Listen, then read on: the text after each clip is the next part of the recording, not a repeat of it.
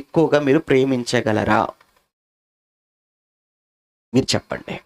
ఏమండి, నిజంగానండి నేను నా భర్త కంటే నాకు దేవుడు ఎక్కువ, నా భార్య కంటే నాకు దేవుడు ఎక్కువ, నా పిల్లల కంటే కూడా నాకు దేవుడే ఎక్కువ. నేను దేవుని గురించి ఎక్కువగా ఆలోచిస్తానండి. దేవుడి తర్వాత ఎవరైనా అని నేను అనుకుంటానండి. అప్పుడు నువ్వు అనొచ్చు, ఏం చేశాడయ్యా నీకోసం ఆయన? ఈ భార్య కంటే ఎక్కువగానా? ఇటు తల్లి కంటే ఎక్కువ చేశాడా? తండ్రి కంటే ఎక్కువ చేశాడా? ఏం ఎక్కువ చేశాడు దేవుడు నీకోసం అంతగా నువ్వు వీళ్ళందరికంటే ఎక్కువగా ప్రేమిస్తున్నావు? అంటే ఆయన నాకేం చేశాడో నీకేం చేశాడో చెప్పుకుంటూ వెళ్ళిపోతే తెల్లవారిపోద్ది. అందులో ముఖ్యంగా యేసు, ఆయన నా కోసం ఈ భూమి మీదకి రాలేదా? వచ్చాడు. నా కోసం ఆయన ఈ భూమి మీదకి వచ్చాడు. ఒక మాట, ఆయన ఈ భూమి మీదకి వచ్చాడు అనేది చాలా సింపుల్గా కనబడుతుంది కానీ, ఈజీగా కనబడుతుంది కానీ, ఆయన ఈ భూమి మీదకి రావడానికి ముందు ఆయన ఉన్న చోటు ఏంటంటే పరలోకం. ఆ పరలోకం గురించి రాయబడిన ఒక మాట ఏంటంటేనండి, విడిచిపెట్టకూడని భాగ్యమని ఎంచుకొనలేదు అన్నాడు. అంటే అసలు విడిచిపెట్టకూడని లోకం అది. అర్థమైందా? విడిచిపెట్టకూడని లోకం. అయితే ఆ విడిచిపెట్టకూడని ఆ లోకాన్ని కూడా నీ కోసం నా కోసం ఆయన ఏం చేశాడట? విడిచిపెట్టేశాడు. ఎవరండి వదులుకుంటారు? నీకోసం ఏం వదులుకుంటారు ఎవరైనా? నీకోసం ఏమైనా వదులుకోగలరా? నీకోసం ఏమైనా త్యాగం చేయగలరా? పోనీ అయ్యా, లోకాన్ని విడిచిపెట్టావు, నిజంగా విడిచిపెట్టకూడని అంత గొప్పదైన ఆ పరలోకాన్ని నా కోసం నువ్వు విడిచి ఈ భూమి మీదకి వచ్చావు. ఓకే, వచ్చిన నువ్వు ఎలా బతికావు ఈ భూమి మీద అంటే, ఈ భూమి మీద ఆయన కంప్లీట్గా బ్రతికినన్ని దినాలు ఎలా బ్రతికాడు అంటే దరిద్రుడిగా బ్రతికాడు.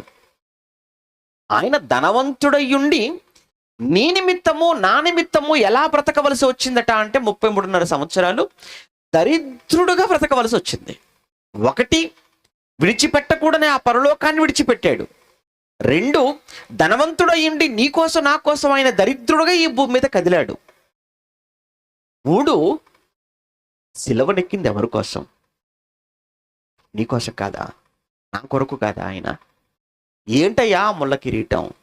ఏంటయ్యా ఒక్కొక్క కొరడ దెబ్బ వీపు మీద పడుతుంటే, ఆ వీపు మీద పడుతున్న ఒక్కొక్క దెబ్బకు మీరు చూశారు కదా పాటలు, చూడటానికే మన కళ్ళు సరిపోవు, చూడటానికే మన మనసు ఒప్పుకోదు, చూస్తేనే కంట్లో నీళ్ళాగవు.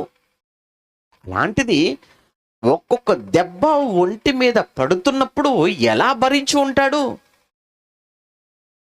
ముఖాన్ని కప్పేసి పిడిగుద్దులు గుద్దుతూ నిన్ను కొట్టింది కూడా నువ్వు ప్రవక్త కదా చెప్పు అని ఎగతాళి చేసినప్పుడు, ఆయన ముఖం మీద ఉమ్మి వేసినప్పుడు, అలానే ఆయన ఏ తప్పు చేశాడు, ఆయన ఏ పాపం చేశాడు, ఏ నేరము చేశాడు అని అంటే ఆయనలో ఏ పాపము లేదు అని రోమా గవర్నరే 3 సార్లు జడ్జిమెంట్ ఇచ్చాడు. ఒకసారి కాదు, 3 మార్లు రోమా గవర్నరు పిలాతు ఒక న్యాయమూర్తిగా ఇతనిలో ఏ తప్పు లేదు, ఇతనిలో ఏ దోషము లేదు, ఇతను ఎందు నాకు ఏ నేరము కనబడలేదు అని 3 సార్లు ఇచ్చాడండి. ఒకసారి కాదు.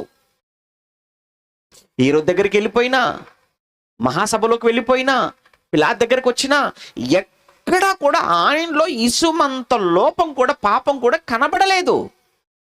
మరి అయినా ఏంటండి ఆ సిలువలో ఆ శిక్ష ఏంటండి ఆయనకు? అది ఆయన కోసం ఆయన అనుభవించింది కాదు, మనందరి కోసం ఆయన వేసుకున్న శిక్ష.